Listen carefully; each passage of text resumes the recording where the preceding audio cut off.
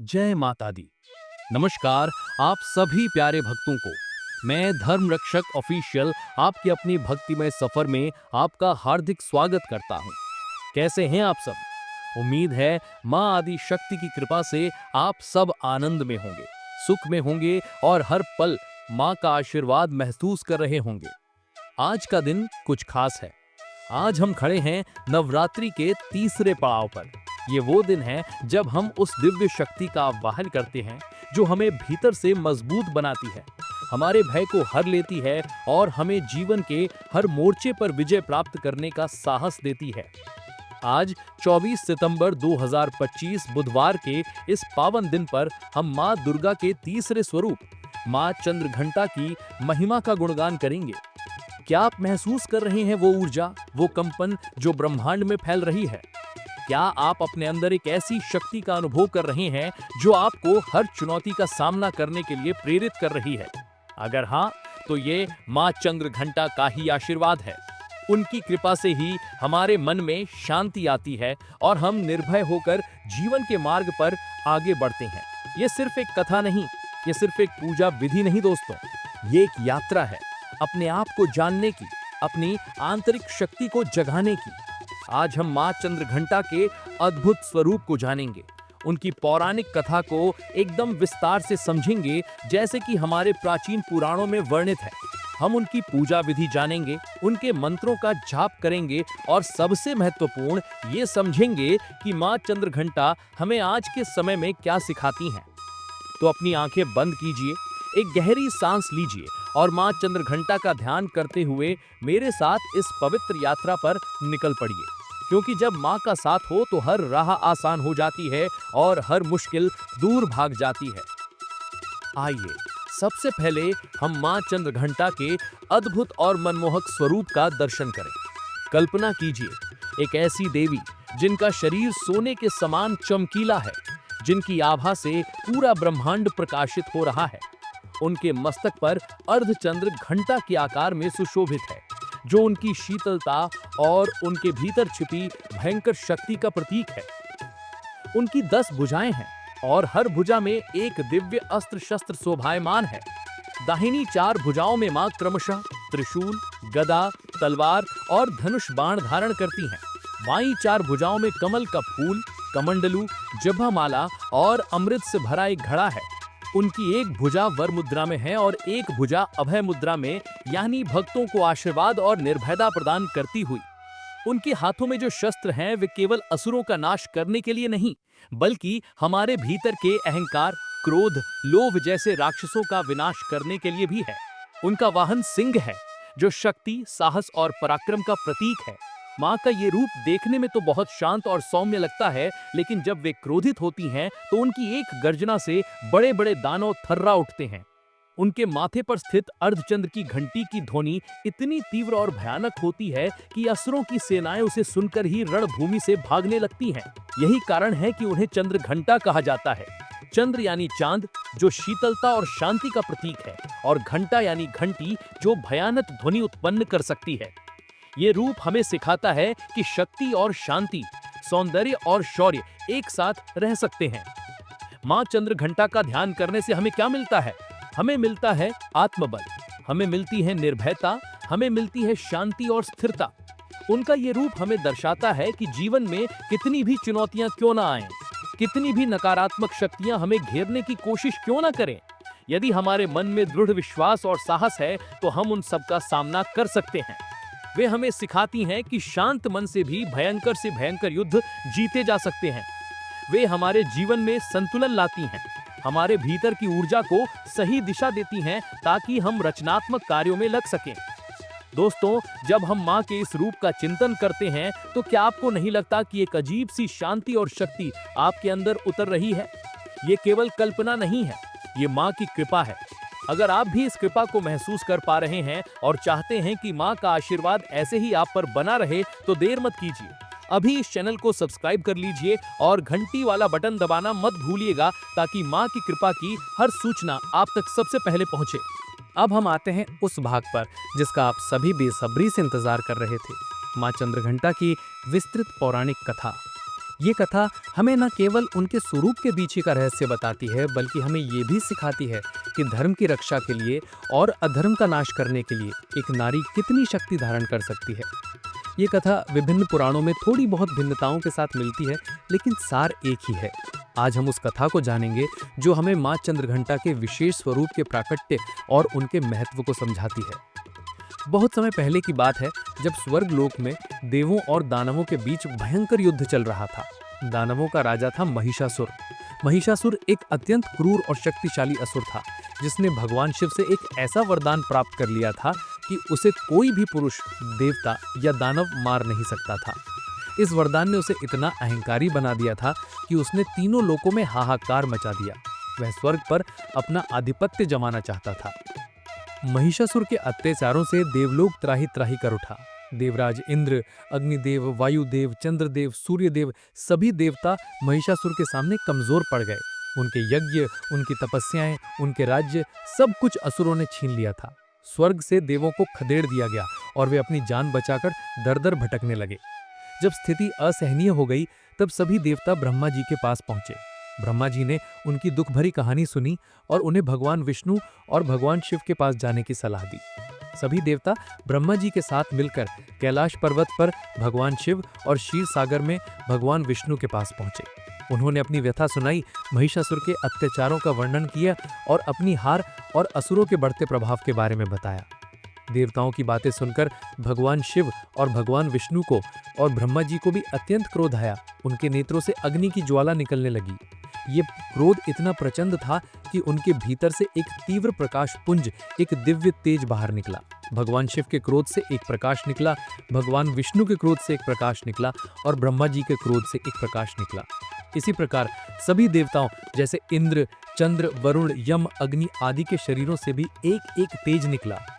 ये सारे तेज, ये सारे प्रकाश पुंज एक जगह एकत्रित होने लगे। कल्पना कीजिए जैसे करोड़ों सूर्यों का प्रकाश एक साथ चमक रहा हो। ये तेज इतना प्रखर था कि इससे आंखें चौंधिया रही थीं और धीरे धीरे इन समस्त तेजों के एकीकरण से एक भव्य, अलौकिक और अत्यंत सुंदर नारी स्वरूप का प्राकट्य हुआ। ये शक्ति स्वयं देवी आदि शक्ति थी, जिन्हें हम आज माँ दुर्गा के नाम से जानते हैं।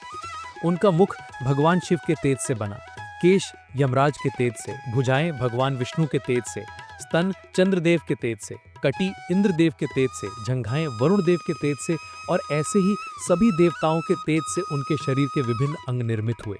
इस प्रकार वे समस्त देवी देवताओं की सामूहिक शक्ति का साकार रूप थीं। देवताओं ने उन्हें देखकर अत्यंत प्रसन्नता और राहत महसूस की। उन्होंने अपनी अपनी शक्तियां और अस्त्र शस्त्र उस देवी को प्रदान किए। भगवान शिव ने अपना त्रिशूल दिया, भगवान विष्णु ने अपना चक्र दिया, इंद्र ने अपना वज्र, अग्निदेव ने शक्ति, वायुदेव ने धनुष बाण, विश्वकर्मा ने फरसा और कवच, सूर्यदेव ने तेज और ढाल, समुद्र ने दिव्य वस्त्र और हार, कुबेर ने अमृत से भरा पात्र और ब्रह्मा जी ने जपामाला और कमंडलू दिए।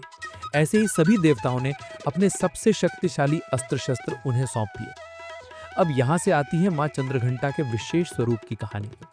जब देवी आदिशक्ति ने ये भयानक रूप धारण किया और सभी देवताओं के अस्त्र शस्त्र प्राप्त किए, तो उनके मन में दानवों का नाश करने का दृढ़ संकल्प था। उन्होंने एक भीषण गर्जना की, जिससे तीनों लोग कांप उठे। पहाड़ों की चोटी से बर्फ खिसकने लगी, समुद्र में तूफान आ गया और धरती हिलने लगी। इस गर्जना से दानवों के दिलों में भय बैठ गया। जब देवी युद्ध के लिए तैयार हुई, तो उनके मस्तक पर चंद्रमा एक घंटी के आकार में स्थापित हो गया।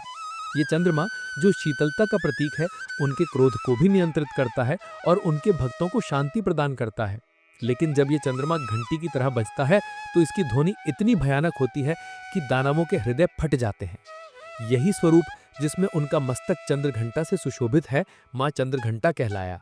ये स्वरूप विशेष रूप से उस समय प्रकट हुआ जब देवी ने दानवों के अंदर आतंक पैदा करने और उन्हें रणभूमि से भगाने के लिए अपनी ध्वनि शक्ति का प्रयोग किया।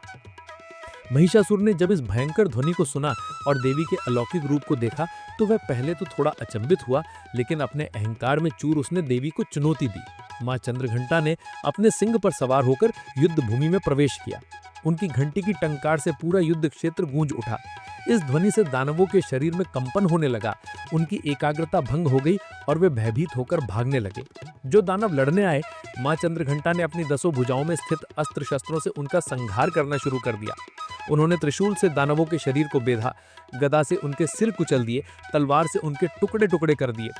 उनका क्रोध इतना तीव्र था कि कोई भी दानव उनके सामने टिक नहीं पा रहा था। रक्तपात इतना भयंकर था कि युद्ध भूमि रक्त से लाल हो गई थी। उनकी हर चाल, हर वार में एक दिव्य शक्ति थी। वे एक पल में हजारों दानवों का संहार कर देती थी। ये युद्ध कई दिनों तक चला। महिषासुर के अनेक सेनापतियों और योद्धाओं को मां चंद्रघंटा ने अकेले ही पराजित कर मार डाला। अंत में जब महिषासुर स्वयं युद्ध के मैदान में आया तो उसका सामना भी मां के इसी भयंकर और शांत स्वरूप से हुआ। मां चंद्रघंटा ने अपनी प्रचंड शक्ति से महिषासुर को कई बार परास्त किया और अंत में महिषासुर का वध करके तीनों लोकों को उसके अत्याचारों से मुक्त किया। ये कथा हमें बताती है कि मां चंद्रघंटा केवल बाहरी शत्रुओं का नाश ही नहीं करती हैं, बल्कि वे हमारे भीतर के शत्रुओं जैसे भय, क्रोध, लोभ, अहंकार आदि का भी नाश करती हैं। उनकी घंटी की ध्वनि हमें जीवन की नकारात्मक शक्तियों से दूर करती है और हमें एक स्थिर, शांत और शक्तिशाली जीवन जीने की प्रेरणा देती है। उनके मस्तक पर स्थित चंद्र हमें सिखाता है कि भीषण युद्ध के समय भी अपने मन को शांत और शीतल रखना कितना आवश्यक है। तो देखा आपने दोस्तों, मां चंद्रघंटा का ये दिव्य स्वरूप कितना शक्तिशाली और प्रेरणादायक है।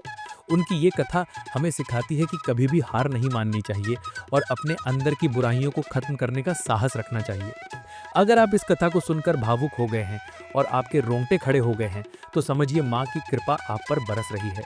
इस कृपा को दूसरों तक भी पहुंचाइए। इस वीडियो को शेयर कीजिए और अगर आपने अभी तक हमारे परिवार का हिस्सा नहीं बने हैं तो सब्सक्राइब करके इस यात्रा में हमारे साथ जुड़ जाइए। मां की कृपा सब पर बनी रहे। अब आइए जानते हैं कि हम इस पावन दिन पर मां चंद्रघंटा की पूजा कैसे कर सकते हैं ताकि हम उनके दिव्य आशीर्वाद को पूर्ण रूप से प्राप्त कर सकें। पूजा सिर्फ कर्मकांड नहीं, ये मन से किया गया समर्पण है। नवरात्रि के तीसरे दिन ब्रह्म मुहूर्त में उठकर स्नान करें और स्वच्छ वस्त्र धारण करें। प्राथमिकता दें कि वस्त्र लाल या पीले हों क्योंकि ये शुभ माने जाते हैं। अपने पूजा स्थान को गंगा जल से पवित्र करें। एक चौकी पर लाल रंग का साफ कपड़ा बिछाएं। अब इस पर माँ दुर्गा की प्रतिमा या चित्र स्थापित करें। विशेषकर माँ चंद्रघंटा के स्वरूप का चित्र हो तो बहुत उत्तम। यदि पहले दिन कलश स्थापना की है तो उसे यथावत रहने दें। घी का एक दीपक जलाएं। ये अखंड ज्योत भी हो सकती है यदि आपने नवरात्रि के लिए संकल्प लिया है। किसी भी पूजा से पहले भगवान गणेश का ध्यान और आह्वान अवश्य करें क्योंकि वे विघ्नहर्ता हैं। आइए अब जानते हैं पूजा विधि कैसे करें। सबसे पहले हाथ में जल, अक्षत और फूल लेकर संकल्प लें। कहें, हे माँ चंद्रघंटा, मैं आज नवरात्रि के तीसरे दिन आपकी पूजा कर रही हूँ। मेरे जीवन के सभी कष्टों को दूर करें, मुझे सुख, शांति और समृद्धि प्रदान करें। ये बोलते हुए जल भूमि पर छोड़ दें। आंखें बंद करें और माँ चंद्रघंटा के दिव्य स्वरूप का ध्यान करें। उनके सोने जैसे शरीर, मस्तक पर अर्धचंद्र, 10 भुजाओं में शस्त्र और शांत व तेजस्वी मुखमंडल की कल्पना करें। महसूस करें कि उनकी शक्ति आपके अंदर समा रही है। माँ का आह्वान करें, हे माँ चंद्रघंटा, कृपया इस आसन पर विराजें और हमारी पूजा स्वीकार करें। माँ की प्रतिमा या चित्र पर थोड़ा अक्षत अर्पित करें। ये आसन का प्रतीक है। माँ के चरणों में जल अर्पित करें, फिर हाथ में जल लेकर उनके मुख के पास दिखाएं और फिर आचमन के लिए जल अर्पित करें। यदि प्रतिमा छोटी है तो उसे पंचामृत से स्नान कराएं और फिर शुद्ध जल से स्नान कराएं। यदि चित्र है तो पंचामृत और जल के छींटे लगाएं। माँ को लाल चुनरी ओढ़ाएं और यदि संभव हो तो छोटे आभूषण या फूल के आभूषण अर्पित करें। कुमकुम, हल्दी और चंदन से माँ को तिलक लगाएं। उन्हें काजल लगाएं और सिंदूर अर्पित करें। माँ को सफेद कमल या सफेद गुलाब के फूल अर्पित करें। अन्य सुगंधित फूल भी चढ़ा सकते हैं। जपा माला भी अर्पित करें। धूप और अगरबत्ती जलाएं और दीपक प्रज्वलित रखें। ये पूजा का सबसे महत्वपूर्ण हिस्सा है। माँ चंद्रघंटा के मंत्र का कम से कम 108 बार जाप करें। आप माला का उपयोग कर सकते हैं। मंत्र है ओम देवी चंद्रघंटाय नमः। आप दुर्गा सप्तशती का पाठ भी कर सकते हैं, विशेषकर माँ चंद्रघंटा से संबंधित अध्यायों का। माँ को दूध से बनी मिठाइयों, खीर या किसी भी सफेद मिठाई का भोग लगाएं। फल और मेवे भी अर्पित करें। भोग लगाते समय नैवेद्यम समर्पयामि कहें। पान का पत्ता, लौंग, इलायची और सुपारी अर्पित करें। पूजा के दौरान और विशेष रूप से आरती के समय घंटी बजाना अत्यंत शुभ माना जाता है। माँ चंद्रघंटा का नाम ही घंटी से जुड़ा है, इसलिए इस दिन घंटी का विशेष महत्व है। इसे बजाने से नकारात्मक ऊर्जा दूर होती है। घी के दीपक या कपूर से माँ चंद्रघंटा की आरती करें। पूरे परिवार के साथ मिलकर आरती करें और माँ के जयकारे लगाएं। संभव हो तो माँ की 1 या 3 बार परिक्रमा करें। पूजा में हुई किसी भी भूल चूक के लिए माँ से क्षमा मांगे। अंत में प्रसाद को सभी उपस्थित लोगों में और परिवार के सदस्यों में बांटें। आज के दिन भूखे व्यक्ति को भोजन कराना, विशेषकर सफेद वस्तुओं का दान करना जैसे दूध, चावल, बहुत पुण्यकारी माना जाता है। कन्या पूजन करना भी शुभ होता है, जिसमें 9 कन्याओं को भोजन कराया जाता है और उन्हें उपहार दिए जाते हैं। यदि 9 कन्याएं न मिले तो कम से कम 1 कन्या को भी भोजन कराया जा सकता है। अपने मन को शांत और सकारात्मक रखें। क्रोध, लोभ, मोह जैसी भावनाओं से दूर रहें।